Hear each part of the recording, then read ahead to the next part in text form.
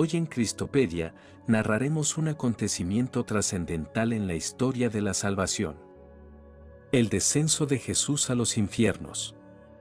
Esta narración está basada en las visiones de la beata estigmatizada Ana Catalina Emmerica cerca de la pasión de nuestro Señor Jesucristo. Comencemos. Jesús baja a los infiernos. Cuando Jesús, dando un grito, exhaló su alma santísima, yo la vi, como una forma luminosa, entrar en la tierra al pie de la cruz. Muchos ángeles, entre los cuales estaba Gabriel, la acompañaban. Vi su divinidad estar unida con su alma y también con su cuerpo suspendido en la cruz. No puedo expresar cómo eso se efectuaba. El sitio donde entró el alma de Jesús estaba dividido en 3 partes, eran como 3 mundos. Parecióme observar que eran de forma redonda y que cada uno de ellos tenía su esfera separada. Delante del limbo había un lugar más claro y más sereno. En él veo entrar las almas libres del purgatorio antes de ser conducidas al cielo. El limbo, donde estaban los que esperaban. La redención, hallábase rodeado de una esfera parda y nebulosa y dividido en muchos círculos. El Salvador, radiante de luz, era conducido en triunfo por los ángeles entre los 2 círculos. En el de la izquierda estaban los patriarcas anteriores a Abraham. En el de la derecha hallábanse las almas de los que habían vivido desde Abraham hasta San Juan Bautista. Cuando Jesús pasó así, no lo conocieron, mas todo se llenó de gozo y de deseo. Hubo como una dilatación en esos lugares estrechos donde estaban apretados. Jesús pasó entre ellos como el aire, como la luz, como el rocío de la redención, mas con la rapidez de un viento impetuoso. Penetró entre esos 2 círculos hasta un sitio cubierto de niebla, donde estaban Adán y Eva. Les habló, y ellos le adoraron con gozo indecible. El Señor, acompañado de los 2 primeros seres humanos, entró a la izquierda en el círculo de los patriarcas anteriores a Abraham. Era una especie de purgatorio. Entre ellos había malos espíritus que atormentaban e inquietaban el alma de algunos. Los ángeles llamaron y mandaron abrir, pues había una especie de puerta que estaba cerrada. Me pareció que los ángeles decían, abrid las puertas, y Jesús entró en triunfo. Los malos espíritus se alejaron, gritando, ¿qué hay entre tú y nosotros? ¿Qué vienes a hacer aquí? ¿Quieres crucificarnos? Los ángeles los encadenaron y los echaron delante. Las almas que estaban en ese lugar no tenían más que un leve presentimiento y un conocimiento oscuro de Jesús. El Salvador se presentó a ellas, y cantaron sus alabanzas. El alma del Señor, hacia el limbo propiamente, encontró el alma del buen ladrón conducida por los ángeles al seno de Abraham, y a del mal ladrón que los demonios llevaban a los infiernos. El alma de Jesús, acompañada de los ángeles, de las almas libertadas y de los malos espíritus cautivos, entró en el seno de Abraham. Ese lugar me pareció más elevado, como cuando se sube de una iglesia subterránea a la iglesia superior. Los demonios encadenados resistían, y no querían entrar, mas los ángeles les obligaron a ello.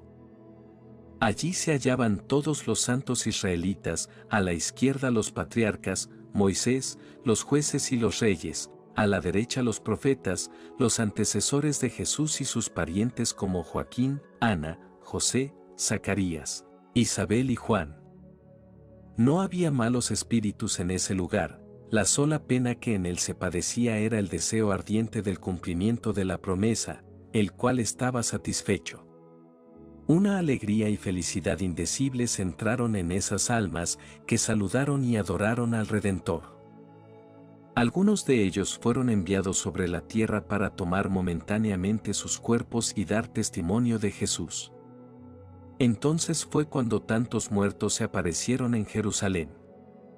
Se me aparecían como cadáveres errantes, y depusieron otra vez sus cuerpos en la tierra, como un enviado de la justicia deja su capa de oficio cuando ha cumplido con la orden de sus superiores.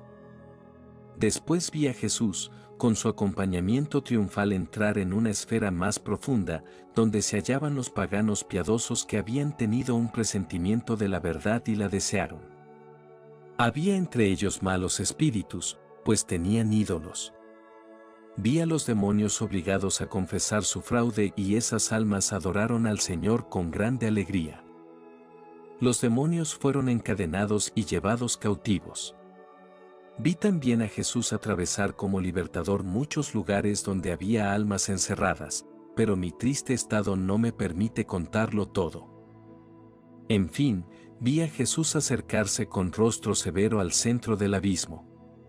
El infierno se me apareció bajo la forma de un edificio inmenso, tenebroso, alumbrado con una luz metálica. A su entrada había enormes puertas negras con cerraduras y cerrojos. Un aullido de horror se elevaba sin cesar, las puertas se hundieron y apareció un mundo horrible de tinieblas. La celestial Jerusalén se me parece ordinariamente como una ciudad donde las moradas de los bienaventurados se presentan bajo la forma de palacios y jardines llenos de flores y de frutos maravillosos, según su condición de beatitud. Lo mismo aquí, creí ver un mundo entero, una reunión de edificios y de habitaciones muy complicadas. Pero en las moradas de los bienaventurados todo está formado bajo una ley de paz infinita, de armonía eterna. Todo tiene por principio la beatitud, en lugar de que en el infierno todo tiene por principio la ira eterna, la discordia y la desesperación. En el cielo son edificios de gozo y de adoración, jardines llenos de frutos maravillosos que comunican la vida. En el infierno son prisiones y cavernas, desiertos y lagos llenos de todo lo que puede excitar el disgusto y el horror, la eterna y terrible discordia de los condenados. En el cielo todo es unión y beatitud de los santos. Todas las raíces de la corrupción y del error producen en el infierno el dolor y el suplicio en número infinito de manifestaciones y de operaciones. Cada condenado tiene siempre presente este pensamiento, que los tormentos a que están entregados son el fruto natural y necesario de su crimen, pues todo lo que se ve y se siente de horrible en este lugar, no es más que la esencia, la forma interior del pecado descubierto, de esa serpiente que devora a los que la han mantenido en su seno. Todo esto se puede comprender cuando se ve, mas es casi imposible expresarlo con palabras. Cuando los ángeles echaron las puertas abajo, fue como un mar de imprecaciones, de injurias, de aullidos y lamentos. Algunos ángeles arrojaron a ejércitos enteros de demonios. Todos tuvieron que reconocer y adorar a Jesús, y este fue el mayor de sus suplicios. Muchos fueron encadenados en un círculo que rodeaba otros círculos concéntricos. En el medio del infierno había un abismo de tinieblas. Lucifer fue precipitado en el encadenado, y negros vapores se extendían sobre él. Todo esto se hizo según ciertos arcanos divinos. Es sabido que Lucifer debe ser desencadenado por algún tiempo, 50 o 60 años antes del año 2000 de Cristo, si no me equivoco. Otros muchos nombres de que no me acuerdo, fueron designados. Algunos demonios deben quedar sueltos antes para castigar y tentar al mundo. Algunos han sido desencadenados en nuestros días, otros lo serán pronto. Me es imposible contar todo lo que me ha sido mostrado, es demasiado para que yo pueda coordinarlo. Además, estoy muy mala, y cuando hablo de esos objetos, se representan delante de mis ojos, y su vista podría hacerme morir. Vi multitud innumerable de almas rescatadas elevarse del purgatorio y del limbo detrás del alma de Jesús, hasta un lugar de delicias debajo de la Jerusalén celestial. Ahí he visto, hace poco tiempo, a uno de mis amigos que ha muerto. El alma del buen ladrón vino, y vio al Señor en el paraíso, según su promesa. No puedo decir cuánto duró todo eso, y en qué tiempo. Hay muchas cosas que yo no comprendo, hay otras que serían mal entendidas si las contara. He visto al Señor en diferentes puntos, sobre todo en el mar, parecía que santificaba y libertaba toda la creación. Por todas partes los malos espíritus huían delante de él y se precipitaban en el abismo. Vi también su alma en diferentes sitios de la tierra. La vi aparecer en el interior del sepulcro de Adán, debajo del Gólgota. Las almas de Adán y de Eva vinieron con él, y les habló. Lo vi visitar con ellas los sepulcros de muchos profetas, cuyas almas vinieron a juntarse con él sobre sus huesos. Después, con esas almas, entre las cuales estaba David, lo vi aparecerse en muchos sitios señalados con alguna circunstancia de su vida, explicándoles con amor inefable las figuras de la ley antigua y su cumplimiento. Esto es lo poco que puedo recordar de mis visiones sobre la bajada de Jesús a los infiernos y la libertad de las almas de los justos. Pero además de este acontecimiento cumplido en el tiempo, vi una figura eterna de la misericordia que ejerce hoy con las pobres almas. Cada aniversario de este día echa una mirada libertadora en el purgatorio. Hoy mismo, en el momento en que he tenido esta visión, ha sacado del purgatorio las almas de algunas personas que habían pecado cuando su crucifixión. Hoy he visto la libertad de muchas almas conocidas y no conocidas, mas no las nombraré. El descendimiento de Jesús a los infiernos es la plantación de un árbol de gracia destinado a comunicar sus méritos a las almas que padecen. La redención continua de esas almas es el fruto que da este árbol en el jardín espiritual de la Iglesia. La Iglesia militante debe cuidar ese árbol y recoger sus frutos para comunicarlos a la Iglesia paciente, que no puede hacer nada por sí misma. Lo mismo sucede con todos los méritos de Cristo. Para participar de ellos hay que trabajar para Él. Debemos comer nuestro pan con el sudor de nuestra frente. Todo lo que Jesús ha hecho por nosotros en el tiempo da frutos eternos, pero hay que cultivarlos y recogerlos en el tiempo, si no, no podríamos gozar de ellos en la eternidad. La Iglesia es un padre de familia. Su año es el jardín completo de todos los frutos eternos en el tiempo. Hay en un año bastante de todo para todos. Desgraciados los jardineros perezosos e infieles si dejan perder una gracia que hubiera podido curar a un enfermo, fortificar a un débil, satisfacer a un hambriento. Darán cuenta de la más insignificante hierbecita el día del juicio. La noche antes de la resurrección. Cuando se acabó el sábado, Juan vino con las santas mujeres, lloró con ellas, y las consoló. Se fue poco después, entonces Pedro y Santiago el menor vinieron a verlas con la misma intención, pero estuvieron poco con ellas. Las santas mujeres mostraron otra vez su dolor envolviéndose en sus mantos y sentándose en la ceniza. Mientras la Virgen Santísima oraba interiormente, llena de un ardiente deseo de ver a Jesús, un ángel vino a decirle que fuera a la pequeña puerta de Nicodemo, porque el Señor estaba cerca. El corazón de María se inundó de gozo, se envolvió en su manto y dejó a las santas mujeres sin decir a nadie nada. La vi ir deprisa a la puerta pequeña de la ciudad por donde había entrado con sus compañeras al volver del sepulcro.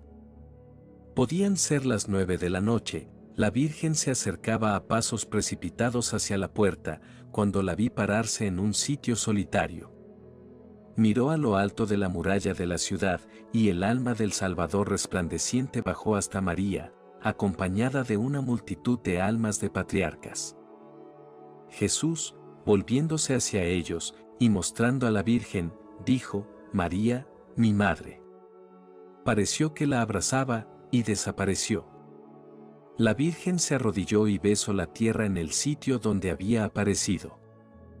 Sus rodillas y sus pies quedaron impresos sobre la piedra, y se volvió llena de un consuelo inefable a las santas mujeres que encontró ocupadas en preparar ungüentos y aromas.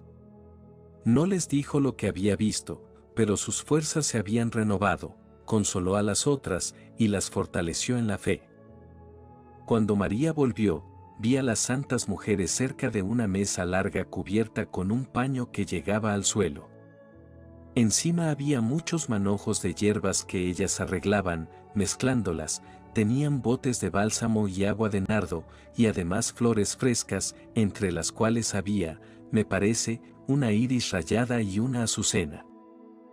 Mientras la ausencia de la Virgen, Magdalena, María de Cleofás, Salomé, Juana y María Salomé habían ido a comprar todo esto a la ciudad. Al día siguiente querían cubrir con ello el cuerpo del Salvador. José de Arimatea puesto en libertad. Poco después de la vuelta de la Virgen Santísima, vi a José de Arimatea rezando en la cárcel. De pronto la prisión se llenó de luz y oí una voz que le llamaba por su nombre. El tejado se levantó dejando una abertura, y vi una forma luminosa echarle una sábana, que me recordó la que sirvió para amortajar a Jesús. José la tomó con ambas manos, y se dejó levantar hasta la abertura, que cerró detrás de él. Cuando llegó a lo alto de la torre la aparición desapareció. No sé si fue el Salvador o un ángel quien lo libertó. Siguió la muralla hasta cerca del cenáculo, que estaba en la inmediación de la meridional de Sión. Entonces bajó y llamó en el cenáculo.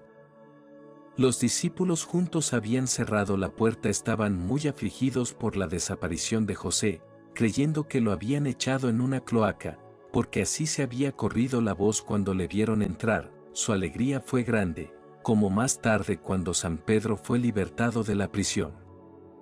Contó lo que le había sucedido, le dieron de comer y tributaron gracias a Dios. Él salió de Jerusalén por la noche y se fue a Arimatea su patria, volvió, sin embargo, cuando supo que ya no corría peligro. Vi también al fin del sábado a Caifás y a otros sacerdotes hablar con Nicodemo en su casa. Le hicieron muchas preguntas con benevolencia fingida.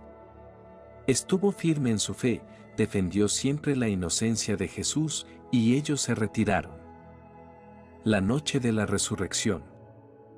Pronto vi uno sepulcro del Señor, todo estaba tranquilo alrededor, había 6 o 7 guardias de pie o sentados. Casio está siempre en contemplación. El santo cuerpo, envuelto en la mortaja y rodeado de luz, reposaba entre los ángeles que yo había visto constantemente en adoración a la cabeza y a los pies del Salvador desde que se le puso en el sepulcro. Esos ángeles parecían sacerdotes, su postura y sus brazos cruzados sobre el pecho me recordaban los querubines del arca de la alianza, mas no les vi las alas. El santo sepulcro, todo entero, me recordó muchas veces el arca de la alianza en diversas épocas de su historia. Quizás la luz y la presencia de los ángeles eran visibles para Casio, pues estaba en contemplación delante de la puerta del sepulcro como quien adora al Santísimo Sacramento. Vi el alma del Señor, acompañada de las almas de los patriarcas, entrar en el sepulcro por medio del peñasco y mostrarles todas las heridas de su sagrado cuerpo. La mortaja se abrió y el cuerpo apareció cubierto de llagas. Era lo mismo que si la divinidad que habitaba en él hubiese mostrado a esas almas de un modo misterioso toda la extensión de su martirio. Me pareció transparente y se podía ver hasta el fondo de sus heridas. Las almas estaban llenas de respeto mezclado de terror y de viva compasión. Enseguida tuve una visión misteriosa, que no puedo explicar ni contar bien claramente. Me pareció que el alma de Jesús, sin estar todavía completamente unida a su cuerpo, salía del sepulcro en él y con él. Me pareció ver a los 2 ángeles que adoraban a las extremidades del sepulcro, levantar el sagrado cuerpo desnudo, cubierto de heridas, y subir hasta el cielo de en medio de la roca que se conmovía. Jesús parecía presentar su cuerpo lacerado delante del trono de su Padre Celestial, en medio de los coros innumerables de ángeles prosternados. Quizás así como las almas de los profetas entraron momentáneamente en sus cuerpos, después de la muerte de Jesús, sin volver a la vida en realidad, pues se separaron de nuevo sin el menor esfuerzo. En ese momento hubo una conmoción en la peña. 4 de los guardias habían ido por algo a la ciudad, los otros 3 cayeron casi sin conocimiento. Atribuyeron eso a un temblor de tierra. Casio estaba conmovido, pues veía algo de lo que pasaba, aunque no era claro para él. Pero se quedó en su sitio esperando lo que iba a suceder. Mientras tanto, los soldados ausentes volvieron. Vi de nuevo a las santas mujeres, que habían acabado de preparar sus aromas y se habían retirado a sus celdas. Sin embargo, no se acostaron para dormir, solo se reclinaron sobre los cobertores enrollados. Querían ir al sepulcro antes de amanecer, porque temían a los enemigos de Jesús, pero la Virgen, llena de nuevo valor desde que se le había aparecido su hijo, las tranquilizó, diciéndoles que podían descansar y sin temor ir al sepulcro, que no les sucedería ningún mal. Entonces se permitieron un poco de reposo. Serían las 11 de la noche cuando la Virgen, llevada de amor y por un deseo irresistible, se levantó, se puso un manto pardo, y salió sola de la casa. Yo decía, ¿cómo dejarán a esta Santa Madre, tan acabada, tan afligida, ir sola entre tanto peligro? Fue a la casa de Caifás, al palacio de Pilatos, corrió todo el camino de la cruz por las calles desiertas, parándose en los sitios donde el Salvador había sufrido los mayores dolores o pésimos tratamientos. Parecía que buscaba un objeto perdido, con frecuencia se prosternaba en el suelo, tocaba las piedras o las besaba, como si hubiese habido sangre del Salvador. Estaba llena de amor inefable, y todos los sitios santificados se le aparecían luminosos. Yo la acompañé todo el camino, y sentí todo lo que ella sintió, según la medida de mis fuerzas. Fue así hasta el Calvario, y conforme se iba acercando, se paró de pronto. Vi a Jesús con su sagrado cuerpo aparecerse delante de la Virgen, precedido de un ángel, teniendo a ambos lados a los ángeles del sepulcro y seguido de una multitud de almas libertadas. El cuerpo de Jesús estaba resplandeciente, yo no veía en él ningún movimiento, pero salió de él una voz que anunció a su madre lo que había hecho en el limbo y le dijo que iba a resucitar y a venir a ella con su cuerpo transfigurado, que debía esperarle cerca de la piedra donde se había caído en el Calvario. La aparición se dirigió del lado de la ciudad, y la Virgen se fue a arrodillar al sitio que le había sido designado. Podía ser medianoche porque la Virgen había estado mucho tiempo en el camino de la cruz. Vi al Salvador con su escolta celestial seguir el mismo camino, todo el suplicio de Jesús fue mostrado a las almas con las menores circunstancias. Los ángeles recogían todas las partes de su sustancia sagrada que le habían sido arrancadas del cuerpo. Me careció después que uno cuerpo de uno Señor reposaba otra vez en el sepulcro y que los ángeles le restituían de un modo misterioso todo lo que los verdugos y los instrumentos del suplicio le habían arrancado. Lo vi otra vez resplandeciente en su mortaja, con los dos ángeles en adoración a la cabeza y a los pies. No puedo expresar cómo sucedió todo eso, pues no lo alcanza nuestra razón. Además, lo que me parece claro e inteligible cuando lo veo, se vuelve oscuro cuando quiero expresarlo con palabras. Cuando el cielo comenzó a relucir al oriente, vi a Magdalena, María, hija de Cleofás, Juana Chuza y Salomé, salir del cenáculo envueltas en sus mantos. Llevaban aromas, y una de ellas una luz encendida, pero oculta debajo de sus vestidos. Las vi dirigirse tímidamente hacia la puerta de José de Arimatea. Resurrección del Señor. Vi como una gloria resplandeciente entre dos ángeles vestidos de guerreros, era el alma de Jesús que, penetrando por la roca, vino a unirse con su cuerpo santísimo.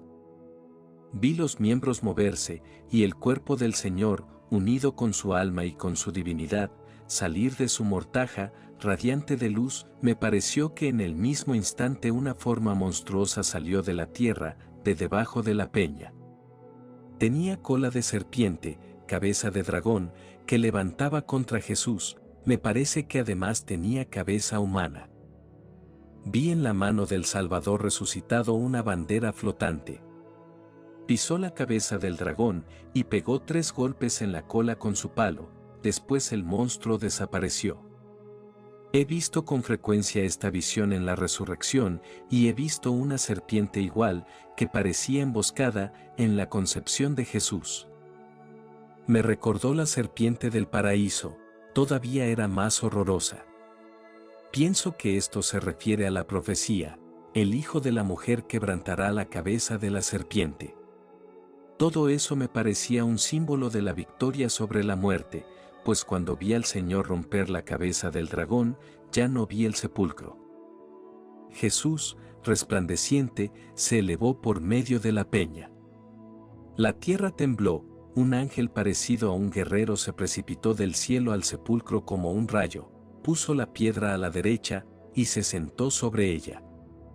Los soldados cayeron como muertos, y estaban tendidos en el suelo sin dar señales de vida. Casio, viendo la luz brillar en el sepulcro, se acercó, tocó los lienzos solos, y se retiró con la intención de anunciar a Pilatos lo sucedido.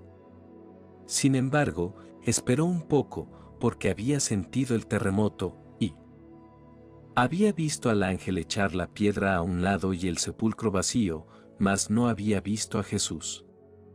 En el momento en que el ángel entró en el sepulcro y la tierra tembló, el Salvador resucitado se apareció a su madre en el Calvario. Estaba hermoso y radiante.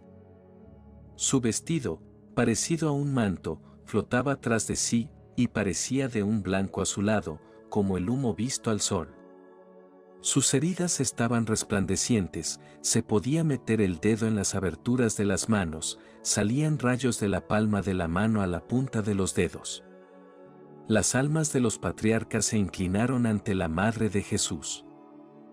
El Salvador mostró sus heridas a su madre, que se prosternó para besar sus pies, mas él la levantó, y desapareció.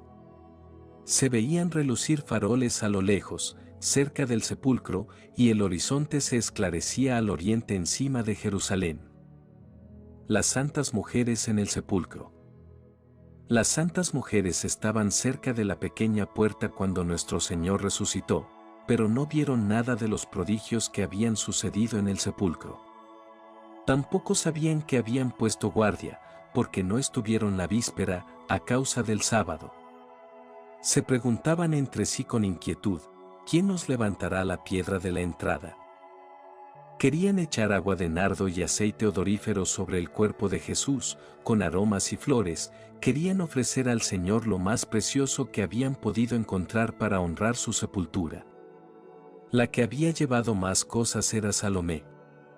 No era la madre de Juan, sino una mujer rica de Jerusalén, parienta de San José. Resolvieron poner sus aromas sobre la piedra, y esperar que algún discípulo viniera a levantarla. Los guardias estaban tendidos en el suelo como atacados de una apoplejía, la piedra estaba echada a la derecha, de modo que se podía abrir la puerta sin dificultad. Los lienzos que habían servido para envolver el cuerpo de Jesús estaban sobre él. Sepulcro. La grande sábana estaba en su sitio, pero con los aromas solo, las vendas estaban sobre el borde anterior del sepulcro. Los paños con que María había envuelto la cabeza de su hijo, en el mismo sitio. Vi a las santas mujeres acercarse al huerto, cuando vieron los faroles y los soldados tendidos alrededor del sepulcro, tuvieron miedo, y se alejaron un poco. Pero Magdalena, sin pensar en el peligro, entró precipitadamente en el huerto, y Salomé la siguió a cierta distancia, las otras dos, menos resueltas, se quedaron a la puerta. Magdalena. Al acercarse a los guardias, tuvo miedo, y se volvió con Salomé, y las dos juntas, pasando entre los soldados tendidos en el suelo, entraron en la gruta del sepulcro. Vieron la piedra quitada, pero las puertas estaban cerradas. Magdalena las abrió llena de emoción, y vio apartados los lienzos. El sepulcro estaba resplandeciente, y un ángel estaba sentado a la derecha sobre la piedra. No sé si Magdalena oyó las palabras del ángel, mas salió perturbada del huerto, y corrió rápidamente a donde estaban reunidos los discípulos. No sé. Tampoco si el ángel habló a María Salomé, que se había quedado a la entrada del sepulcro, la vi salir muy deprisa del huerto detrás de Magdalena y reunirse a las otras dos mujeres, anunciándoles lo que había sucedido. Se llenaron de sobresalto y de alegría al mismo tiempo, y no se atrevieron a entrar en el huerto. Casio, que había esperado un rato alrededor, pensando quizás ver a Jesús, fue a contarlo todo a Pilatos.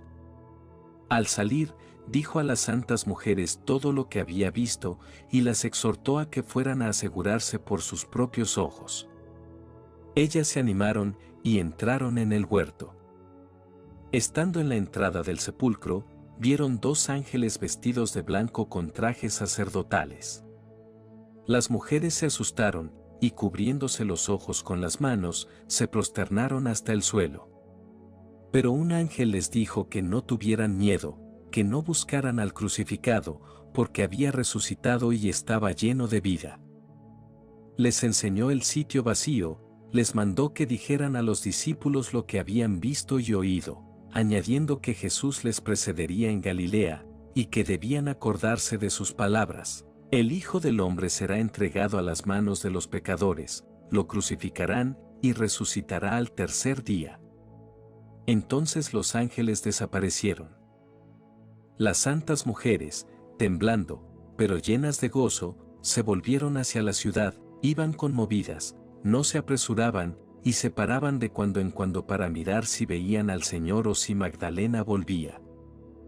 Mientras tanto, Magdalena llegó al cenáculo, estaba como fuera de sí, y llamó con fuerza a la puerta. Algunos discípulos estaban todavía acostados durmiendo, otros se hallaban levantados. Pedro y Juan abrieron. Magdalena les dijo desde afuera: han sacado al Señor del sepulcro, no sabemos a dónde le han puesto. Después de estas palabras, se volvió corriendo al huerto. Pedro y Juan entraron en la casa y dijeron algunas palabras a los otros discípulos, después la siguieron corriendo, Juan más deprisa que Pedro. Magdalena entró en el huerto y se dirigió al sepulcro, conmovida de cansancio y de dolor. Estaba cubierta de rocío, su manto habíase desprendido de la cabeza y de los hombros, y sus largos cabellos se veían descubiertos y flotantes. Como estaba sola, no se atrevió a bajar a la gruta, y se paró un instante a la entrada. Se arrodilló para mirar dentro del sepulcro por entre las puertas, y al echar atrás sus cabellos, que le caían sobre la cara, vio 2 ángeles vestidos de blanco sentados a las extremidades del sepulcro, y oyó la voz de uno de ellos que decía: «Mujer, ¿por qué lloras?». Ella gritó en medio de su dolor, pues no veía más que una cosa, no tenía más que un pensamiento, a saber, que el cuerpo de Jesús no estaba allí. Se han llevado a mi Señor, y no sé a dónde lo han puesto. Después de estas palabras, viendo el sepulcro vacío, se salió, y se puso a buscar acá y allá. Le pareció que iba a encontrar a Jesús, presentía confusamente que estaba cerca de ella, y la aparición de los ángeles no podía distraerla, diríase que no veía que eran ángeles, y no podía pensar más que en Jesús. Jesús no está allí. ¿A dónde está Jesús? La vi errante de un lado a otro como una persona extraviada en su camino. El cabello le caía por ambos lados sobre la cara. Una vez tomó todo el pelo con las manos, y después lo partió en 2, echándolo atrás. Entonces, mirando a su alrededor, vio a 10 pasos del sepulcro al oriente, en el sitio donde el huerto sube en dirección a la ciudad, aparecer una figura vestida de blanco entre los arbustos a la luz del crepúsculo, y corriendo de ese lado, oyó estas palabras: «Mujer, ¿por qué lloras?». Ella creyó que era el hortelano, y, en efecto, el que la hablaba tenía una azada en la mano, y sobre la cabeza un sombrero ancho, que parecía hecho de corteza de árbol. Yo había visto bajo esta forma al obrero de la parábola que Jesús había contado a las santas mujeres en Betania poco antes de su pasión. No estaba resplandeciente de luz, pero se parecía a un hombre vestido de blanco, visto a la luz del crepúsculo. A estas palabras: «¿A quién buscas?». Ella respondió: «Si tú lo has tomado, dime dónde está, y yo iré por él». Y enseguida se puso a mirar en derredor. Entonces Jesús le dijo con el timbre habitual de su voz: «María». Ella conoció el acento, y, olvidando la crucifixión, muerte y sepultura, le dijo como otras veces, Rabboni, maestro. Se puso de rodillas y extendió los brazos a los pies de Jesús. Mas el Salvador, deteniéndola, le dijo, no me toques, pues aún no he subido hacia mi Padre. Vete a decir a mis hermanos que subo hacia mi Padre y el suyo, hacia mi Dios y el suyo. Y desapareció.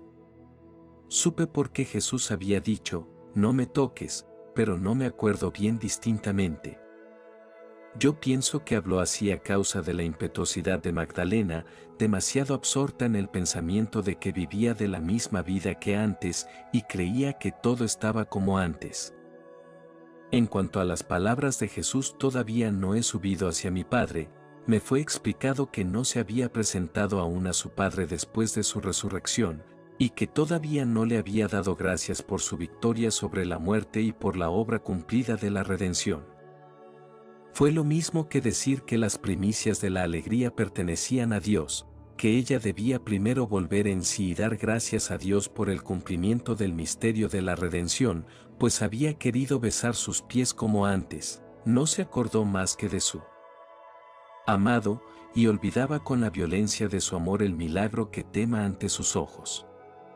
Magdalena, después de la resurrección del Señor, se levantó deprisa, y, como si hubiese visto un sueño, corrió otra vez al sepulcro.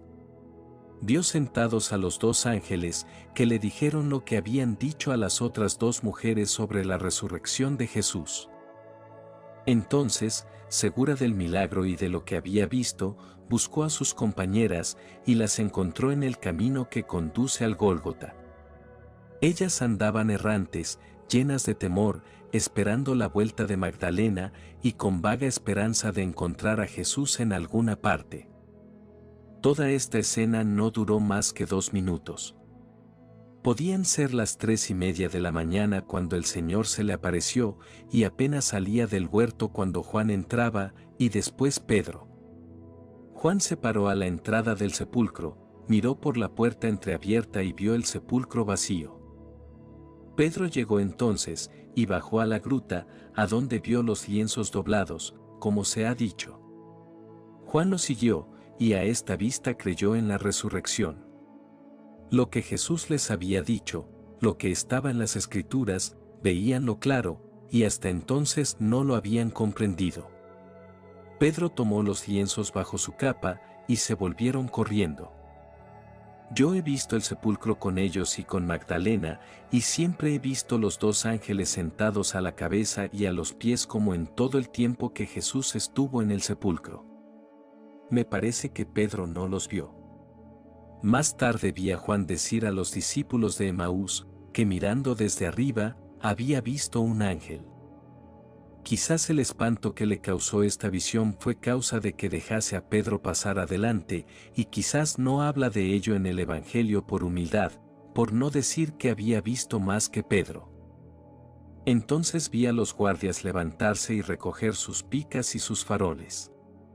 Estaban aterrados, salieron pronto del huerto, y llegaron presto a la puerta de la ciudad. Mientras tanto Magdalena se juntó con las santas mujeres, y les contó que había visto al Señor en el huerto, y después a los ángeles. Sus compañeras le respondieron que ellas también habían visto a los ángeles. Entonces Magdalena corrió a Jerusalén, y las mujeres se volvieron al huerto, pensando, sin duda, encontrar a los 2 apóstoles. Al acercarse, Jesús se les apareció, vestido de blanco, y les dijo, yo os saludo. Ellas se echaron a sus pies, mas él les dijo algunas palabras, y parecía indicarles algo con la mano, y desapareció. Entonces corrieron al cenáculo, y contaron a los discípulos que habían visto al Señor. Estos no querían creer ni a ellas ni a Magdalena, y calificaron cuanto les decían de sueños de mujeres, hasta la vuelta de Pedro y de Juan.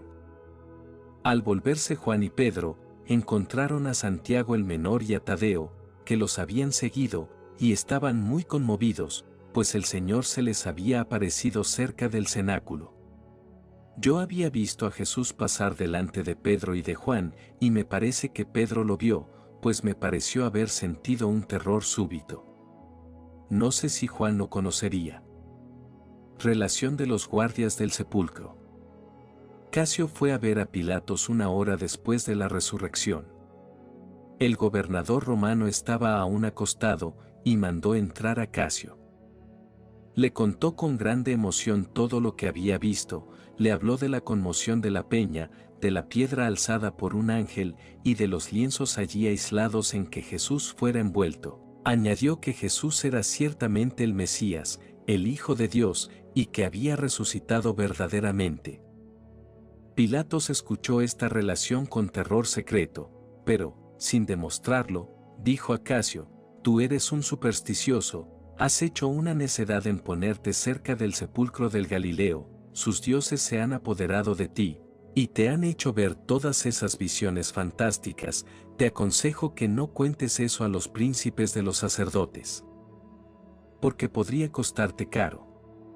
Hizo como si creyera que el cuerpo de Jesús había sido escondido por los discípulos, y que los guardias contarían la cosa de otro modo, sea por excusarse de su negligencia, o ya por haberse dejado engañar con hechizos. Habiendo hablado así, Casio salió, y Pilatos fue a sacrificar a sus dioses.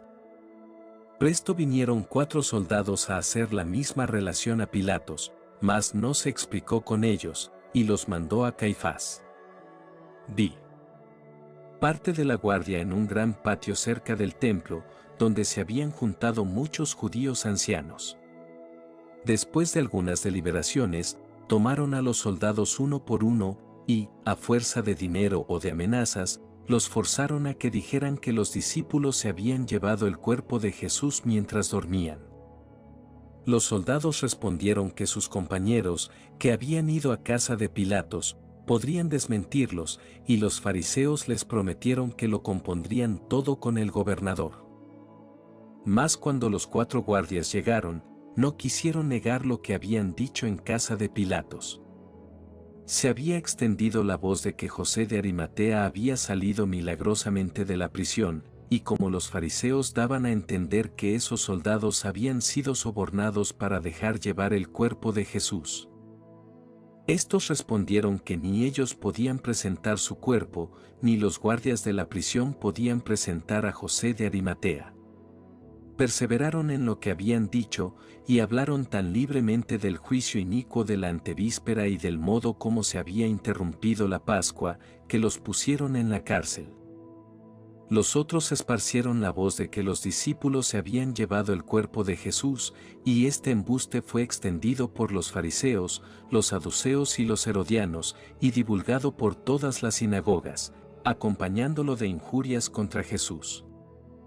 Sin embargo, la intriga no tuvo efecto generalmente, pues después de la resurrección de Jesús, muchos justos de la ley antigua se aparecieron a multitud de sus descendientes que eran capaces de recibir la gracia, y los excitaron a que se convirtiesen a Jesús. Muchos discípulos, dispersados por el país y atemorizados, vieron también apariciones semejantes, que los consolaron y los confirmaron en la fe. La aparición de los muertos que salieron de sus sepulcros después de la muerte de Jesús, no se parecía en nada a la resurrección del Señor. Jesús resucitó con su cuerpo renovado y glorificado, que no estaba sujeto a la muerte, y con el cual subió al cielo en presencia de sus amigos. Mas esos cuerpos que habían salido del sepulcro eran cadáveres sin movimiento, dados por vestido a las almas que de ellos se cubrieran, para volverlos a dejar en la tierra hasta que resuciten, como nosotros todos, el día del juicio. Estaban menos resucitados que Lázaro, que vivió realmente y murió por segunda vez. Fin de estas meditaciones para la Cuaresma. El domingo siguiente, si no me equivoco, vi a los judíos lavar y purificar el templo.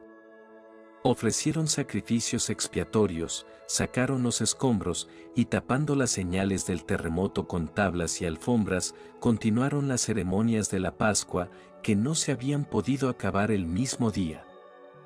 Declararon que la fiesta se había interrumpido por la asistencia de los impuros al sacrificio, y aplicaron, no sé cómo, a lo que había pasado, una visión de Ezequiel sobre la resurrección de los muertos. Además, amenazaron con penas graves a los que hablaran o murmuraran. Sin embargo, no calmaron sino a aquella parte del pueblo más ignorante y más inmoral. Los mejores se convirtieron primero con sigilo, y después de Pentecostés abiertamente. Los príncipes de los sacerdotes perdieron una gran parte de su osadía al ver la rápida propagación de la doctrina de Jesús. En el tiempo del diaconado de San Esteban, Ofel y la parte oriental de Sión no podían contener a la comunidad cristiana y tuvo que ocupar el espacio que se extiende desde la ciudad hasta Betania.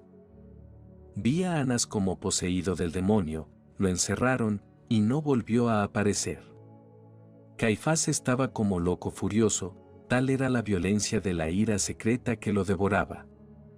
El jueves, después de Pascua, Ana Catalina dijo: «Hoy he visto a Pilatos hacer buscar inútilmente a su mujer.